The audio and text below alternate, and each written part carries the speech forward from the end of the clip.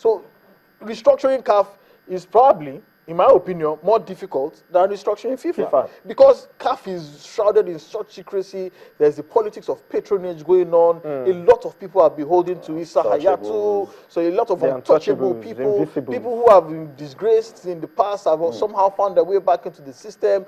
But all in all, after having said everything and everything said and done, CAF or Africa in general will miss Sepp Blatter. Right, because it was under his, maybe he might not be a fantastic person, but under his watch, I believe that Africa has made some gains. Under Sepp Blatter's watch, Africa hosted the first ever FIFA World Cup in South Africa in 2010. So Africa will always continue to look at Blatter like a friend. But under Blatter's watch, we were allowed to get away with murder a lot of times. A lot of the African teams present overage players at allegations. But we have gotten away with it so many times. Under Blatter's watch, and Africa has benefited tremendously from FIFA largesse. The FIFA Goal project in Abuja. Is one of Nigeria's, what we can point to. The legacy pitch also at the National Stadium as well. We can point to so many. In Nigeria, personally, we've gained a lot. So I know for a fact that there will be some people who are doing a lot of weeping right now. Yeah, exactly. Not just the 2010 FIFA World Cup, the Senior World Cup. In Africa, too, under Blatter, we hosted the first under 20 World Cup, and of course the first under 17 World Cup. We had one in Egypt. Exactly. We had one in Egypt, one in Nigeria, and of course the under 17 World Cup in 2009. So basically, we've benefited so much under Blatter. So it's going to be, of course, Africa, CAF would not be happy that this thing is happening. Okay, let me get you guys talking because I'm getting the messages on Twitter and on Facebook, but I want you to keep talking to us. What's your take in all of these, the corruption scandal, rocking FIFA, the talks of financial mismanagement, and then Sepp Blatter saying he wants to step aside to reform FIFA. Particularly, says there must be some structural change in FIFA. But guys, the problems are so enormous, and I want to get you guys worried some more. With all of these talks, Sepp Blatter still went into the election and he won. Yeah, absolutely. Because, like I said, a lot of people have benefited tremendously under Sepp Blatter's stewardship as FIFA president. So there was always going to be, I mean, he had 133 votes out of 209. That was a clear majority. So there was never any danger of him losing to a lightweight or a non-starter like Prince Ali. And now that he's stepping aside, before the next extraordinary Congress is held, you can expect some major names to throw their hats into the ring.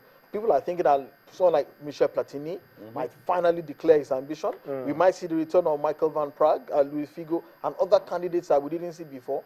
What I know for a matter of fact that England is particularly, they're probably popping champagne right now. Because for years, England has consistently been a vocal critic and a major enemy of Sepp Blatter. And that is why I think that's why it was a subtle dig when he made his announcement. He made it in French, not English. Blatter is extremely comfortable with English, but he made his announcement in French and allowed the translation to go on. Part of the subtle dig, thumping his nose at the English, telling them, I know that you are behind this campaign, and you finally won. And Tunde, that was why he said that he got the mandate of FIFA, but he does not feel that he got the mandate of the world. We're talking footballers, we're talking analysts like us, we're talking a whole lot of people, some people, federations. In fact, some federations as well, so many people that, were calling for his resignation, and so many people that were talking about the corruption allegation in FIFA. He just said it. He got the mandate of FIFA, but he did not get the mandate of, the world of football itself. In all this, Blatter has never been directly fingered of receiving a bribe or taking a bribe. One must note that at any forum, whether it be the FBI or the Swiss authorities or anyone, maybe private investigators, nobody has directly fingered Sepp Blatter. But after the weight of opposition against him became too heavy, he decided that the most logical, most honorable thing was for him to resign. That's it, because sadly everything rises and falls on leadership. We can't get enough of this talk. Let's quickly run to Washington, where our friend Sonny Young is joining us via Skype. Sonny, we got you out on a Tuesday. It's not Thursday. It's not the NBA. It's a pretty busy news day, Sepp Blatter. saying he's stepping aside for football to be reformed. If Sonny Young is joining us now, let's see Sonny Young joining us via Skype. Okay, I think we're having problems connecting Sonny Young, but we'll get him. We'll get him to. Okay, that's it. Sonny Young is with us now. Sonny. Yes, hello, Austin. How are you? I'm super. Good to have you join us. I said we brought you out on a Tuesday. Big news day. Sepp Blatter has agreed to step aside. I was stunned by the news, Austin. Coming, as you mentioned, roughly 4 days after he was reelected to a 5th term. From an American perspective, and I've heard you and your friends talking about it. I think the FBI maybe they planted a few seeds in his ear before he made the announcement. I do agree with you. I think that he made his announcement that he was stepping down in French, kind of as your friend said, to spite the English and the Americans who did want him out of office. I do have one quick reaction, Austin, from Sunil Gulati, who is the president of the U.S. Soccer Federation, and I'll read that statement right now. The announcement today by President Blatter represents an exceptional and immediate opportunity for positive change within FIFA. I commend him for making a decision that puts FIFA and the sport we love above all other interests. And then Gulati goes on, this is the first of many steps toward real and meaningful reform within FIFA. Today is an occasion for optimism, according to Gulati, and belief for everyone who shares a passion for our game. I also agree with some of the things I've heard on your show, Austin, that Blatter was a great friend of Africa. Under his watch, we saw some great tournaments on the international stage.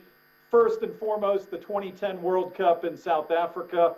Also, the Goal Project under Blatter's watch poured millions and millions of dollars into the development of the game in Africa. And I heard you mention the Goal Project, I think in Abuja, that has paid dividends. So I don't think we're going to see, I was reading some of the social media on my end, Austin, and some people thought that maybe Africa will have its number of World Cup spots cut now that Blatter is out of office. I don't think so. I think it will be maintained at 5 for now. I don't see them making that change. I think it'd be too drastic. Sonny, let me get you talking. The English FA chief, Greg Dyke, he says Blatter's resignation is a great one for football. Do you agree?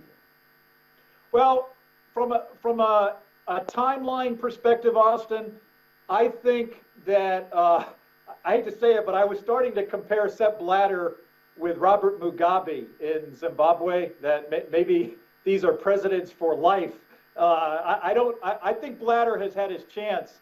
I didn't get a chance to vote in that FIFA election, but if I had, my vote would have gone to Prince Ali bin Al Hussein from Jordan, much younger than Blatter. I think Blatter is almost 80 years old, and Prince Ali, 39, and he's promised to reform FIFA. It'll be interesting to see, now that Blatter has stepped down, who will take control of FIFA. I don't necessarily think Prince Ali is a shoo-in at this point. I think UEFA is going to have a big say in who the next president of FIFA is. Getting back to the election, Austin, UEFA was opposed to Blatter. The United States came out and said they were opposed to Blatter.